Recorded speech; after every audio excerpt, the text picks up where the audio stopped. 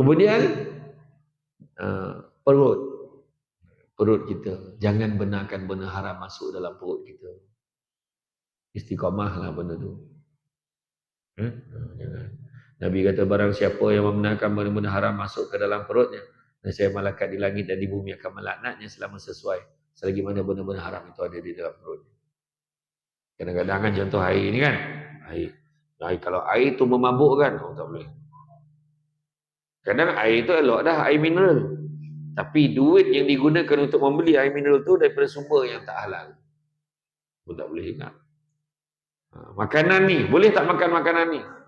Contohnya, ini tak boleh makan ni. Kecuali darurat. Darurat. Daging yang paling sedap sekali, daging apa dalam dunia? Nombor satu, daging paling sedap menurut kajian adalah daging manusia. Itu sebab ada puak cannibal tu dia boleh makan daging orang. Sebab lembut, dia tengok. Tapi janganlah try dia gigit daging lelaki tu malam ni tidur. Maksudnya, kalau dimasak lah memang sedap lah. Yang kedua, daging bab satu. Babi lah, kalau payah faham lah ambil waktu lah. Orang saja pakai ayat elok. Memang daging babi sedap. Saya tak pernah rasa. Kan, tapi kajian memang sedap. Cuma tinggal lagi, bak kata orang Bukit Raja tu, it happen to be. Daging yang pertama, yang kedua tu haram dimakan kecuali kalau darurat. Macam contoh kita naik kapal tengah laut. Dah lapar sangat, dah tak ada. Kita boleh makan anggota badan kita. Contoh tiba-tiba lockdown. Tiba lockdown sekali lagi. Kita tak ada makanan. Hari itu kita lockdown boleh tak keluar pergi pasaran? Ni tutup betul. Bahaya sangat contoh. Pokoknya itu yang 40,000 ni.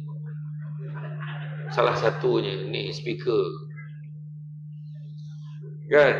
Jadi kebetulan lockdown. Kita lapar ni. Macam mana? Lalu seko. Bab satu. Kita pun boleh tak kita makan? Boleh. Sekadar untuk hidup. Jangan beryoyo pula. Bang, telinga ni masak kicap. Hidung ni, yang hidung ni kita goreng garing bang. Tak boleh tu. Dia hanya sekadar untuk hidup saja. Bukannya sampai beryoyo. Ya. Okey. Jadi, itu perut. Kemudian apa? Yang kelima, tangan. Makna perbuatan kita buat benda-benda baik, buat benda-benda tolong. Macam tadi kita cerita pasal sedekah kan, cepat bagi duit, cepat bagi sumbangan. Sekarang ni boleh transfer online. Okey, ambil nombor akaun surau. Nombor akaun surau dia pakai bank mana? Bank Islam. Nombor akaun dia 05 012 02 033 8212. Syamsul Amri Ismail. Itu akaun saya tu, jangan. Tak adalah akaun surau An-Nur. Ambil nombor akaun. Pagi besok kan, kalau ada rezeki benar-benar malam ni dah bagi, pagi esok sebelum subuh tu transfer. Apa? Nombor akaun. Bank Islam Malaysia Berhad. Description, doakan saya kaya. Amount RM1. Itu masalah. RM1 kalau semua bagi RM1, ambil lagi lah 40,000 tu. Kan? Kita cepat-cepatkan.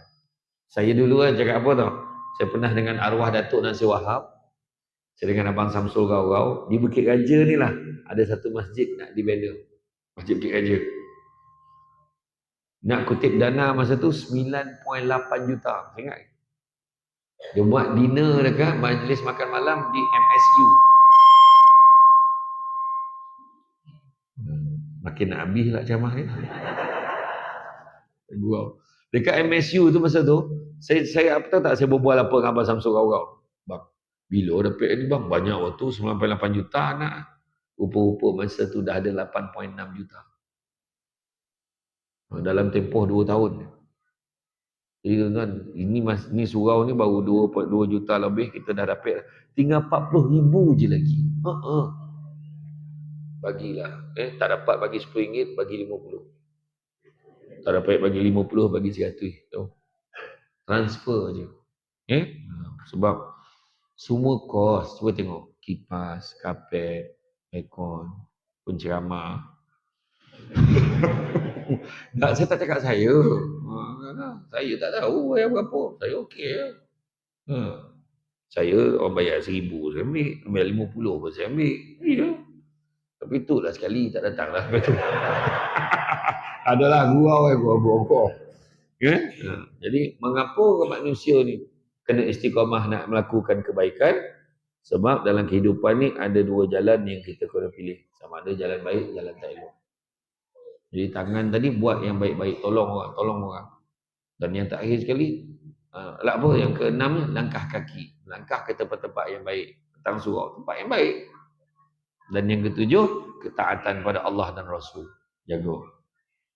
Kenapa kita nak ubah diri kita? Seperti firman Allah dalam surah Asy-Syams ayat 7 hingga 10 yang bermaksud demi diri manusia yang menyempurnakan kejadiannya dengan kelengkapan yang sesuai dengan keadaannya serta mengilhamkannya untuk mengenal jalan yang membawanya kepada kejahatan dan membawanya pada bertakwa.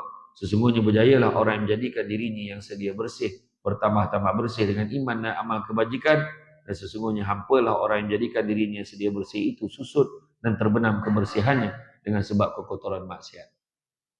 Kan? Macam tu. Awasilah iman kita. Semakin kita dekat dengan melakukan kebaikan, semakin galaklah iblis akan mengganggu kita, menghasut kita. Jangan. Dia akan kacau kita. Dia takkan semudah itu, kan? Takkan semudah itu kita nak buat benda baik sebab akan diganggu oleh syaitan dan iblis. Beristiqamah dalam satu amalan kebaikan akan bawa banyak manfaat, termasuk meningkatkan potensi diri dalam satu perkara. Tekun dan istiqamah dalam tugas menjadikan dia semakin mahir dengan kerjanya. Ya? Begitu juga seorang yang berpengetahuan dan berkemahiran tinggi dapat mengawal gangguan emosi dan perasaan seperti kecewa atau putus asa. Bagi memastikan istiqamah itu terhasil, maka ada beberapa tahap. Yang pertama, istiqamah hati. Istiqamah hati iaitu sentiasa memelihara hati daripada perkara-perkara syirik, riak, dan menyuburkan hati dengan sifat-sifat ikhlas. Apa maksud ikhlas? Buat sesuatu tidak mengharapkan balasan, wa imma perkataan terima kasih pun tidak diharapkan. Tapi di Malaysia ni pelik sikit. Aku tolong dia ikhlas, dia terima kasih pun tidak. Itu maknanya tak ikhlas tu.